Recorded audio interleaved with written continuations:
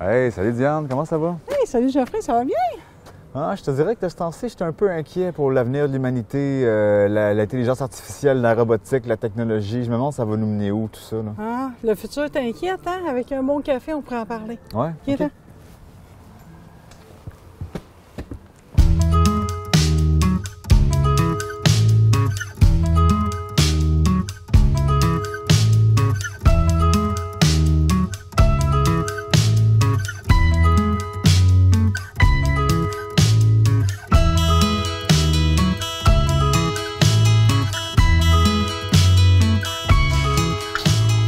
Fait que par rapport au futur, Diane, toi, ta vision du futur, c'est quoi justement? Ben, très ambivalente. Tu sais, quand on était jeune, notre vision du futur, c'était les autos volantes. C'était vraiment des choses fantastiques. Puis soudainement, ben, le futur il est proche, puis il est inquiétant aussi. Tu sais, l'éco-anxiété, tout ça, c'est pas évident la vision du futur que j'ai aujourd'hui, je te dirais. Toi? Fait que ça te fait peur autant que moi? Oui, oui, on est rendu là, on est rendu dans... Le futur, là, la Terre est rendue globale, puis rapidement. Avant, ce qui était loin, était loin. Maintenant, la planète Terre est toute petite, fait que tout est interrelié. Tout ce qui arrive, tu fais « Hey, ça me touche vraiment immédiatement », puis il faut prendre des décisions. Mais c'est pas tout le monde qui est alerté par ces décisions-là. On le voit beaucoup. Qui se sent concerné par où est-ce qu'on s'en va. Oui. Ouais. Puis le nombre d'humains qu'on est versus les ressources, ça aussi, c'est inquiétant. Mais est-ce que les gens se positionnent à s'inquiéter pour ça? Est-ce qu'on est trop inquiet, anxieux? Moi, je pense qu'on n'est pas trop inquiet ni anxieux. Je pense qu'on agit, on regarde ça aller avec du popcorn, puis on continue, puis on le sait, puis on en parle, puis il y a des films, puis il y a des conférences, des COP, whatever, avec les grands dirigeants en costard-cravate qui arrivent pour en discuter, mais globalement, qu'est-ce qu'on peut vraiment faire en tant qu'humanité? Les solutions, ils sont là, mais c'est tellement des changements de paradigme majeurs qu'on n'est pas prêt à assumer. On n'est pas prêt à assumer ça, de radicalement changer notre mode de vie, de reconsidérer complètement comment qu'on fonctionne en société. Ça veut dire de fermer le 3/4 des magasins, enlever le 3/4 des choses qu'il y a sur les étalages, de fermer le 3/4 des usines, que les gens, au lieu de travailler dans des dans des sweatshops, à faire des vêtements ou plein de cochonneries qu'on n'achète pas, ben c'est peut-être les fermer, qu'ils aillent à l'école, de s'éduquer, de prendre du temps. Ouais. Donc, c'est sortir de la consommation pour rentrer dans l'éducation, pour rentrer dans la conscience. Ouais. Puis, il y a tellement d'argent et des milliards investis dans des entreprises, dans des méga corporations que les actionnaires, les grands dirigeants de ces compagnies-là veulent pas ralentir. Fait que c'est comme, on va aller jusqu'au bout, là, tu sais. Oui. On va pomper jusqu'à la dernière goutte de pétrole, on va couper jusqu'aux dernières armes parce que, ben là, moi, je peux pas reculer en arrière, là. Il est minuit moins une. Puis, c'est le bout de notre cupidité en tant qu'être humain. On veut tellement un tas de noisettes. Je sais pas si c'est un mode survie, mais on est vraiment parasitaire de la planète. On va jusqu'à la dernière goutte de tout. Puis on va accumuler. Tu sais, en santé mentale, ça serait vraiment vu comme une pathologie, là. Tu peux pas avoir 20 maisons remplies d'un objet, mais pourtant, tu peux emmagasiner des dollars et des dollars. Tes emmagasines, ils stagnent, ils font rien. Jusqu'à ta mort, t'emmagasines ça. Tu mets des 60 heures par semaine. Là, on tombe dans le capitalisme. Est-ce que c'est le capitalisme qui est en train de scraper notre futur? On doit-tu changer de paradigme économique? Là, oublie ça, là. Je te dis 80% de la planète va faire « Wow, touche pas à mon char, ma piscine, ma vie, mais... Je pense qu'il y a une réaction parce que chacun est individualiste puis veut être assis sur son petit tas de noisettes. Fait que le futur est un peu inquiétant. Ouais. Puis aussi, tu sais, je pense que tout ce qui est la technologie qui s'en vient, qui est émergente, puis de plus en plus, il y a comme un méga buzz par rapport à ça. Puis c'est vrai pas tout ce qui est la technologie, la robotique, puis la biologie humaine. Il y a comme quelque chose, il y a un mariage qui est en train de se faire, là. Tu sais, tous les films de science-fiction nous ont montré ces différents scénarios-là que l'avenir pourrait prendre. Puis là, on est comme aux prémices de tout ça, tu sais. Puis savoir comment, éthiquement, on voudrait que ça s'en aille. Et on est comme vraiment dedans, sans trop se poser de questions. Il peut y avoir un paquet de technologies qui va apparaître dans les magasins, puis on va juste pas se soucier. Est-ce que c'est bon pour mes enfants? C'est-tu bon pour nous autres? Où est-ce que ça s'en va? Puis on s'en va là rapidement. On a beau écouter Terminator, mais on est quand même avec l'intelligence artificielle vraiment far too far. T'sais, on est vraiment très, très loin là-dedans. Comme on parlait du deepfake, ça commence à être vraiment inquiétant. On voit des trucs sur Facebook qui font faire « Ah, c'est super génial! » Mais c'est même pas vrai. Ouais, les hologrammes. Oui, qu'est-ce qui est vrai, qu'est-ce qui est pas vrai? Ouais. Puis là, c'est de la propagande. Ça veut dire que tout le monde peut inventer n'importe quoi, peut crier au loup tant qu'ils veulent. Là, ça fait des mouvements de masse dans des croyances.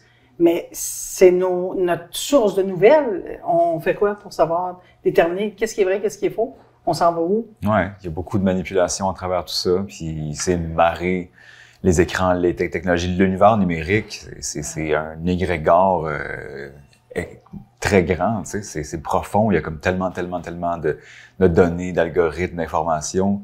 Puis je veux pas, on est happé là-dedans. L'humanité est comme jumpé là-dedans à pieds joints. Oui, oui, Puis, c'est des milliards de personnes. Ça ne fait que continuer de plus belle, tu sais. Oui, puis les pays occidentaux, ben on a tout ça, cette technologie-là, on a tout ce luxe-là. Puis là, on fait, c'est peut-être pas si bon, et on voudrait que les pays en voie de développement, slacker, peser sur le break un petit peu, pas le char. Tu sais, on voudrait pas qu'il y ait chacun une automobile parce qu'on réalise qu'il y a le pétrole, mais on l'a eu. Mais on dit aux pays qui sont sous-développés, finalement, développez-vous pas. Ça serait mieux, moins de choses, ces étagères. Ouais. Je me souviens, quand j'étais au Népal, d'avoir vu cette jeunesse-là qui tripait à aller en scooter en ville avec le cellulaire, avec les habits cool, puis j'étais comme, non, c'est pas la bonne voie, retournez dans les villages, vivre à l'ancienne. Ouais. Puis quelqu'un qui me disait, tu peux pas leur en vouloir de vouloir passer par ce progrès-là. Nous, on n'aurait pas reculé en arrière. Il faut le vivre pour l'expérimenter, pour compléter le cycle, tu sais. Et la technologie aurait pu être juste bonne. On aurait pu avoir des scooters, des autos électriques ou peu importe le mode de propulsion, mais de quelque chose qui est simple à la planète. Tu sais, on peut pas leur dire marcher à pied 4000, c'est mieux qu'un auto.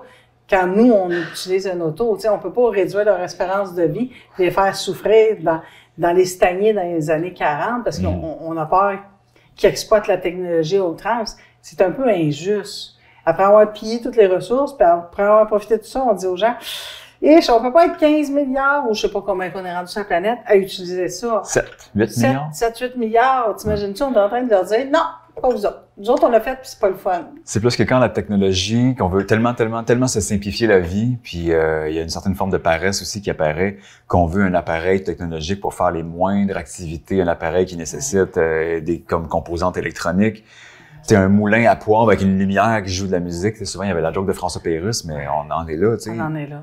Ouais. Je pense que, tu sais, ça, c'est pas un mouvement qui est trop, tu sais, ça prend une machine pour ça. Puis là, t'as comme des cadres de photos avec un écran numérique qui change de photo, qui va pas durer toute une vie non plus. Fait qu'on veut digitaliser, on veut avoir de mécaniser chaque petit objet, alors que, hey, t'as tes mains, le manuel. Capacité.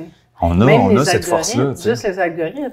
Au lieu de faire, tu sais, quand on dit j'ai fait mes recherches, t'as pas fait tes recherches, l'algorithme a perçu que tu arrêtais 3-4 secondes sur un truc, donc il a dit il est intéressé, je vais l'inonder de ce sujet-là. Fait que finalement, on n'est même pas notre propre capacité de décider ce qu'on va regarder sur notre cellulaire. Oui, mais en même temps, c'est le cellulaire qui nous l'envoie. Ça, je trouve ça bien. Moi, je suis un passionné de musée, d'exposition, d'art. Là, je pense qu'il a comme compris, OK, le gars, il s'intéresse beaucoup à ça. On va lui envoyer les nouvelles expositions, les nouveaux spectacles. Ouais. J'aime mieux voir ce contenu-là que de voir des pubs de chars que je pourrais jamais me permettre. Oui. T'sais. Mais ça te met dans une niche très spécifique. Oui, mais en même temps que je voudrais pas voir autre chose que qu'est-ce qui m'intéresse vraiment. Ouais. S'il me prometterait, peut-être qu'on va essayer d'y mettre ça. Non, ça m'intéresse pas. Non, c'est parce c'est bien, là, t'es un musicien, mais si on parle de gens qui aiment les armes à feu, de gens qui ne croient pas au réchauffement climatique, eux aussi sont nourris du même algorithme. Mm-hmm. Ça veut dire qu'ils peuvent pas, ils ont des œillères, ils peuvent pas regarder à côté parce que l'algorithme leur permet pas. Le seul exemple que j'ai eu dernièrement, je trouvais ça drôle, ma fille fait des dessins, des game boards, puis elle dit, c'est le fun, tout le monde en parle, tout le monde joue à ça. Je fais, non. Elle en voit tellement passer parce qu'elle est accro des jeux de société. Ouais. Fait que tout son réseau, tous ses algorithmes lui en donnent.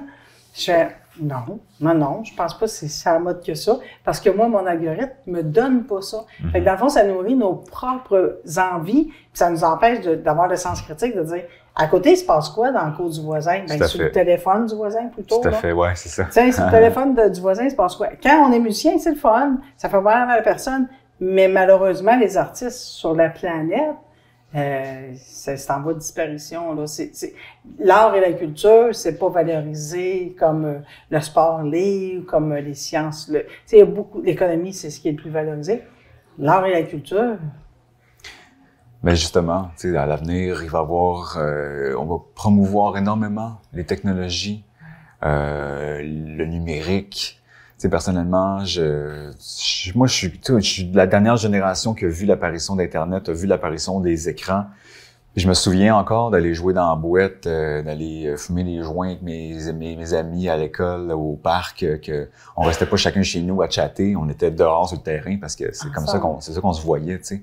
On tripait encore sous les étoiles, à l'aventure. Les jeunes le font encore, mais j'ai l'impression que les technologies, c'est un moyen justement d'être ensemble, mais chacun chez soi. Et si tu es en groupe, tu as quand même ton cellulaire avec toi, ton téléphone, puis tu vas poser tous tes moments, tu vas mettre ta vie en live. Fait que vraiment, oui, tu fais de la randonnée, 24 photos, 24 pauses. Tu fais arrêter le groupe, attendez, on se pose, attendez, on se pose.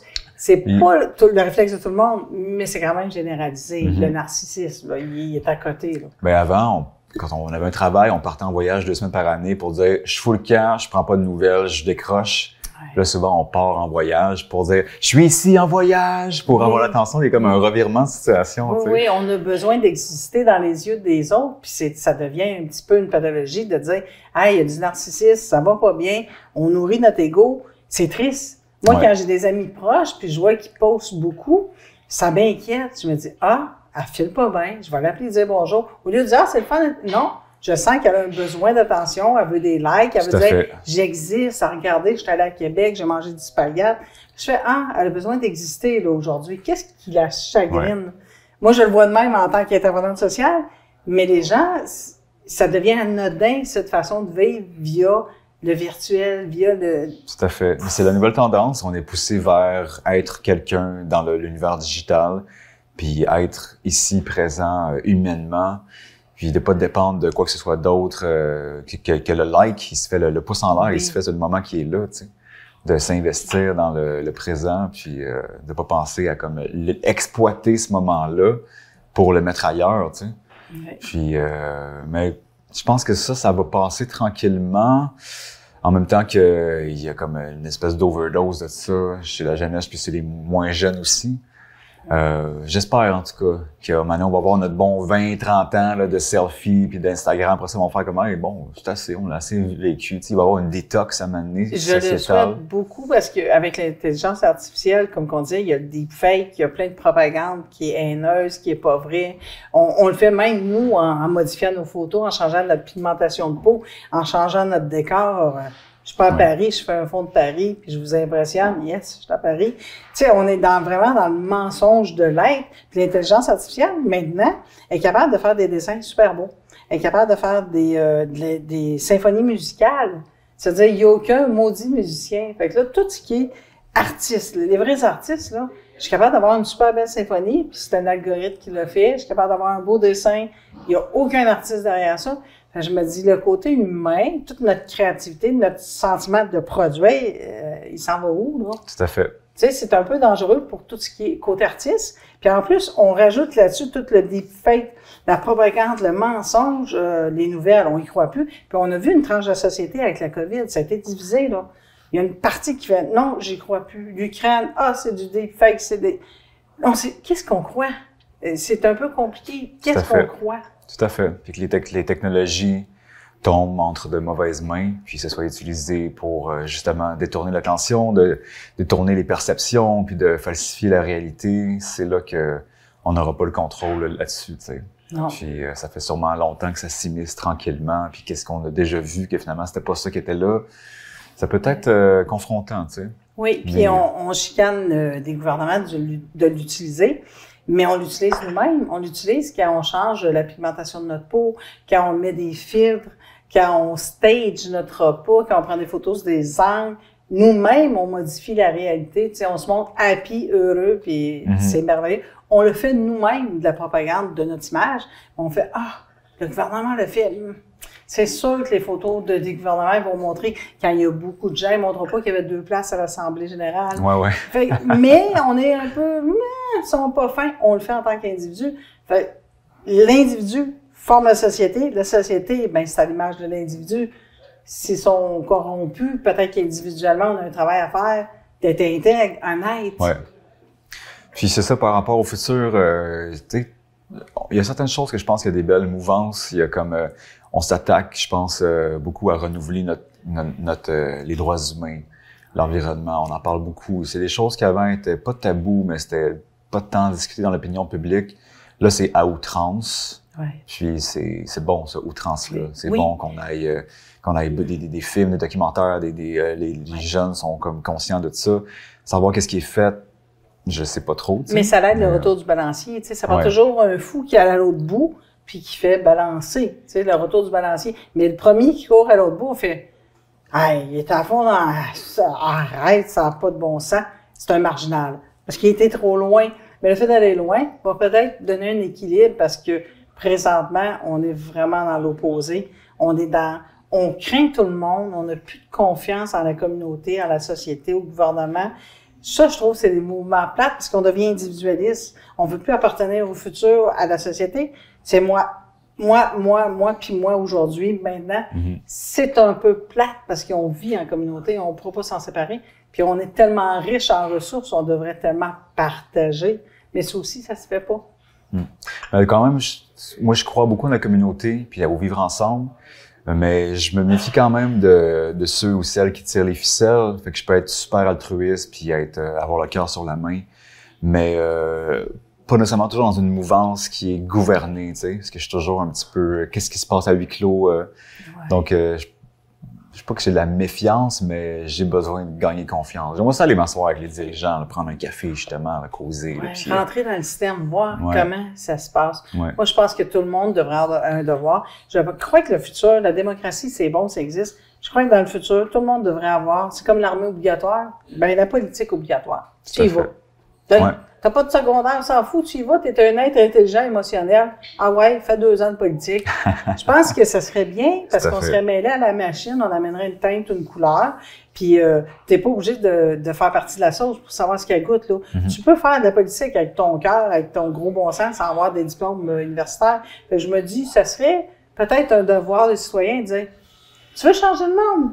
Ah ouais, en politique, municipale, provinciale, mêle-toi. Investis-toi quelque part. Investis-toi quelque part, au lieu d'être dans le banc de l'estrade à chialer. Parce que le futur, il est vraiment demain pour nos enfants, là. Il faut le préparer. On est en train de construire un futur pour les tout-petits. Qu'est-ce qu'on veut leur laisser? Mais sur une note plus optimiste, si on prend la naissance de l'homme, là, Cro-Magnon, Sapiens, etc., jusqu'à aujourd'hui, ben, la longévité, c'est merveilleux. Les guerres ont amenuisé. Il y en a beaucoup moins. Puis étonnamment, on a l'impression qu'on est en tourmente. Mais l'histoire de l'homme, là, ça a toujours été des conquêtes, c'était sanglant. Tu sais, dans le temps des reines, des rois, là, bâtard, tu faisais 2 jours, quelqu'un voulait te tuer. Tu vivais donc pas vieux. Puis la technologie nous a amené toute l'hygiène, les soins de santé, c'était merveilleux. T'imagines-tu, dans le temps du Moyen-Âge? Bah, ça devait être dur, ça devait être dur. Ça addition sur tout, hein. On devait vraiment être pénible. Fait que je me dis, le futur nous amène de la technologie. Peut-être que la prochaine technologie, est-ce que c'est l'immortalité? Ben, c'est vers là que ça tend aussi, le transhumanisme, de vouloir faire des organes artificiels. Je veux pas, il y a comme cette quête-là d'éternité, qui est comme cette fabulation-là, que les plus riches de ce monde veulent vivre éternellement, jeunes éternellement. C'est pour ça qu'il y a autant de chirurgie plastique, de transformation, parce qu'il y a ce culte-là d'une jeunesse éternelle. Puis il y a des gens qui poursuivent d'avoir des nouvelles technologies pour permettre ça, justement. Ça fait partie d'un des plus grands fabulations humaines que de vivre éternellement. Puis là, on est comme... la technologie permet tranquillement de vivre beaucoup plus longtemps qu'avant. En tout cas, pour ceux qui peuvent se le permettre. Oui. Puis, mais j'ai confiance qu'il y a un partage. Parce que toute technologie qui a été poussée soit par l'armée pour de la guerre ou par des gens riches pour vivre longtemps, ben ça a fini par tomber dans les mains du peuple, tu sais. On a des soins de santé, on peut accès à la radiographie, à l'échographie, tout ce qui est médical, c'est accès à tout le monde. Puis je suis sûre qu'au début, ça te prenait ta petite clinique privée, là. Tu sais, tu tombes en bas d'une montagne, ben il y a un hélicoptère qui va aller te chercher. Que tu sois pauvre, riche ou pas, des secouristes vont aller te chercher. Ils vont être altruistes, ils t'enverront pas en facture de l'hélicoptère. Tu penses pas? Ben je pense pas, non. Ça fait partie des soins. Mais je trouve ça bien parce que cette technologie-là, ils ont voulu se l'accaparer, mais le peuple est quand même fort et présent. Fait que oui, c'est des miettes, mais on l'a par le biais de la technologie, on en profite individuellement tout le monde. Tout à fait. Non, c'est sûr que tranquillement, pas vite, toutes les belles avancées se démocratisent, puis on y a accès, puis ça se développe. Puis j'aime ça, voir ça quand même, qu'on puisse faciliter la tâche à certains niveaux pour que tous et chacun puisse en bénéficier.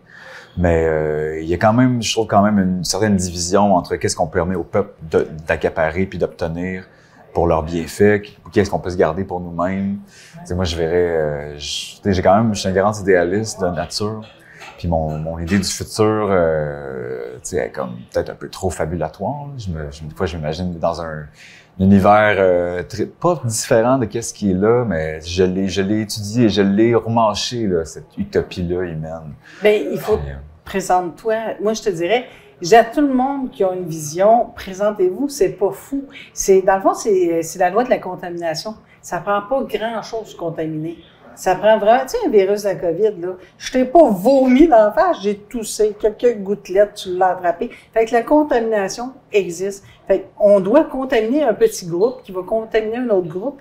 Il y a de la contamination. On peut le faire en politique, on peut le faire avec des idéologies merveilleuses. Fait que je me dis, les gens, vous avez une bonne idée, vous avez un petit peu de prestance, du go-ahead, puis vous n'avez pas peur du ridicule, ben allez-y, poussez-les. Tu sais, Normand Maurice, là, avec son recyclage, là, son recul, il y a 20-30 ans, je suis sûre que les gens faisaient « Hein?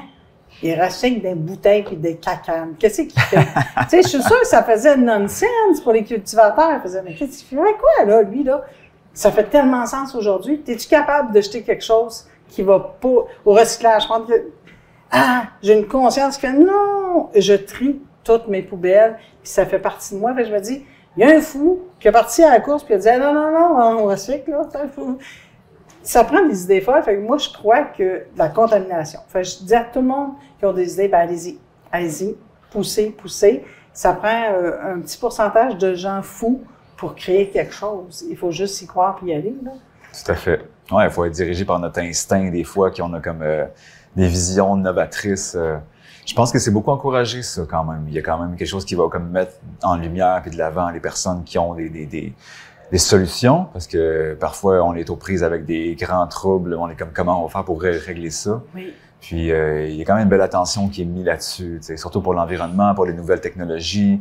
J'ai vu, mettons, des planches de surf faites avec des champignons compactés. Là, oui. Bon, pour faire pousser des champignons, le compacter, ça fait une espèce de styromousse biodégradable faite de champignons. C'est comme, OK, alléluia, tu sais. Oui. Ou des briques faites avec du plastique compacté. Il faut construire une maison en briques de plastique pour récupérer ça, tu sais.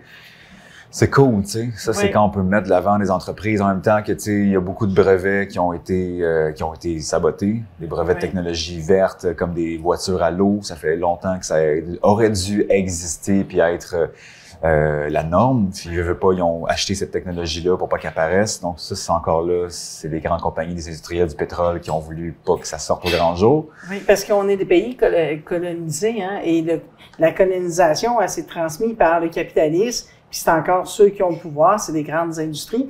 Mais je me dis, on a un système démocratique, rentrons dedans. Rentrons dedans. On est beaucoup, là. Le peuple est beaucoup. Mais est-ce que tout le monde a envie de ça, tu sais? Ben, encore là, par rapport à la démocratie, tu sais, quand, après le 11 septembre, il y a beaucoup de marches et de manifestations à travers le monde qui demandaient aux États-Unis de ne pas entrer en guerre avec l'Irak. On était 100 000 personnes à Montréal. Je me souviens, j'étais allé à dire non, Christy, on veut pas d'une autre guerre, là. Puis Bush a fait comme, c'est gentil de marcher pour la paix, mais on rentre en guerre, tu sais, peu importe. Ouais. Même avec une démocratie humaine qui est présente sur le terrain, qui démontre, non, on veut pas de cette guerre-là. Mais on parle des États-Unis. Ils sont très, très patriotiques, ils sont très dans le défensif. Ils ont toujours été le grand frère de la planète. Ouais. Ils ont toujours eu, c'est eux qui vont, le bien, le mal, les États-Unis. Là, c'est en train de changer. Fait que la Chine, elle commence à être diabolisée parce que là, ils grossissent, c'est la tête. Ils font juste bien peur au grand frère qui veut pas perdre sa place, les États-Unis. Mais au Canada, on a un pouvoir de faire changer notre premier ministre d'idée. Ouais. Puis là, on dit, il est bien niaiseux, il change d'idée. Non, c'est merveilleux qu'il change d'idée. Ça veut dire qu'il est malléable. On a le pouvoir de faire des pressions. Je le souhaite. Ben, j'y crois qu'on a le pouvoir de faire des pressions parce que je le vois des fois ambivalent, je le vois changer, je le vois réagir. S'il réagit, c'est qu'il y a quelque chose qui l'a poussé à réagir. Tu sais, pour revenir à l'avenir de la technologie, justement, moi, j'étais allé en Corée du Sud, j'avais fait un reportage sur l'addiction à l'Internet, puis aux jeux en réseau pour les jeunes là-bas, puis ils ont des énormes problèmes de suicide, d'isolement social, parce que les jeunes sont complètement isolés dans leur univers informatique, dans l'univers du web. Puis pour moi, ça a été extrêmement choquant de découvrir ça, puis comment faire. Je souhaite pas au Québec qu'on va avoir une jeunesse aussi comme happée dans le numérique, tu sais. Parce que je crois encore beaucoup au plein air, à comme être dehors avec les éléments, puis être dans la chair humaine, tu sais. Puis je souhaite vraiment qu'on va pouvoir conserver cette proximité-là au détriment de la technologie et des écrans qui devient quasiment un autre membre de la famille, tu sais. Ouais. Puis qu'on perde pas ces liens-là sociaux, familiaux, amicaux, tu sais. Mais malheureusement, on dirait qu'il y a un clivage. C'est soit la grosse technologie ou la grosse nature. J'aimerais, entre les deux, j'aimerais que autant les pro-nature que les pro-techno aient un juste milieu parce que j'ai besoin de mon ordinateur, j'ai besoin de ma technologie, mais j'ai besoin de mes week-ends en forêt, j'ai besoin de la forêt. Ouais. Est-ce qu'on pourrait un jour amalgamer les deux, dire, on est hyper techno, mais on prend soin de la planète? Tout à fait. C'est ça qu'il faut se rendre, hyper techno, mais avec la planète. Une bonne alliance entre l'homme et la machine, qu'on puisse prendre un café en personne et non pas sur Zoom. Oui, puis peut-être dans la forêt, ça serait vraiment cool de préserver nos forêts. All right.